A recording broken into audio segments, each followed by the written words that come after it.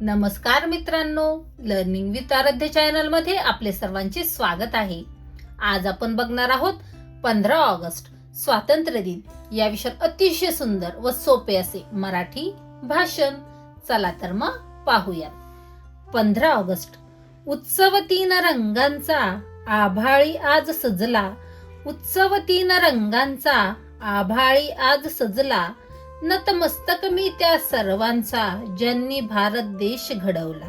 नतमस्तक मी त्या सर्वांचा ज्यांनी भारत देश घडवला. सर्वांना नमस्कार. माझे नाव यश आहे. आज 15 ऑगस्ट आहे. आज आपण सर्वजण येथे आपल्या देशाचा स्वातंत्र्य दिन साजरा करण्यासाठी जमलो आहोत. सर्वप्रथम सर्वांना स्वातंत्र्य दिनाच्या खूप खूप शुभेच्छा.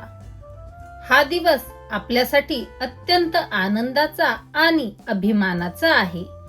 15 ऑगस्ट 1947 रोजी आपला भारत देश ब्रिटिश राजवटीतून स्वतंत्र झाला.